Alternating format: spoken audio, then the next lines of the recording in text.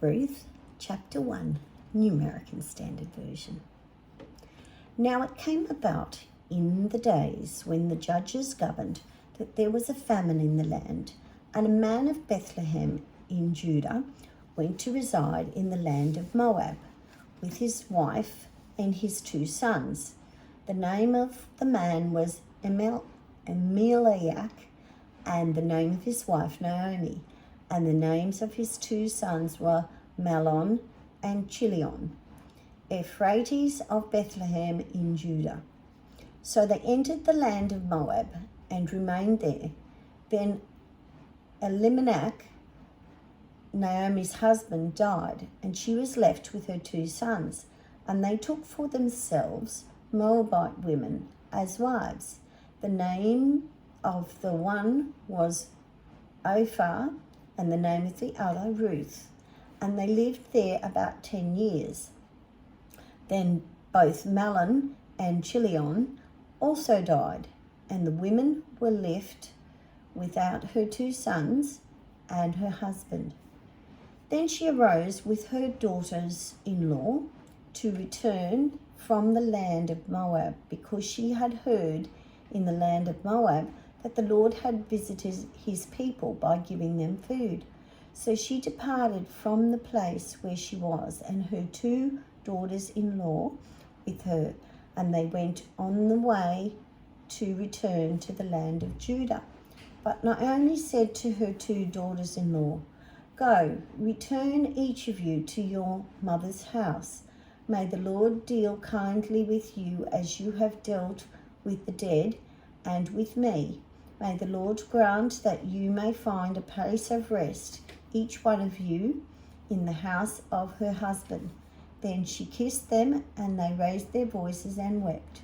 However, they said to her, "No, but we will return with you to your people." But Naomi said, "Return, my daughters. Why should you go with me? Do I still have sons in my womb, that they may be your husbands? Return, my daughters.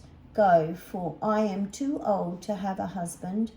And if I said I have no hope, if I were even to have a husband tonight and also give birth to sons, would you therefore wait until they were grown?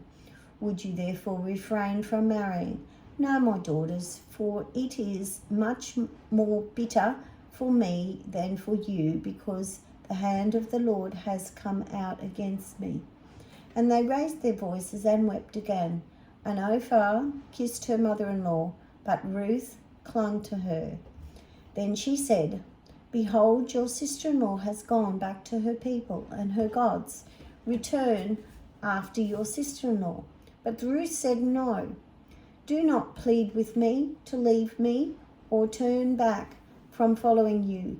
For where you go, I will go, and where you sleep, I will sleep. Your people shall be my people, and your God, my God. Where you die, I will die, and there I will be buried. May the Lord do so to me, and worse, if anything but death separates me from you." When she saw that she was determined to go with her, she stopped speaking to her about it.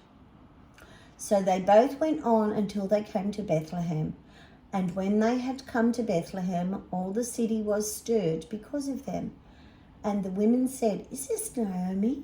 But she said to them, "Do not call me Naomi, call me Mara, for the Almighty has dealt very bitterly with me. I went away full, but the Lord has brought me back empty. Why do you call me Naomi, since the Lord has testified against me, and the Almighty has afflicted me?" So Naomi returned, and with her Ruth the Moabitess, her daughter-in-law, who returned from the land of Moab, and they came to Bethlehem at the beginning of barley harvest.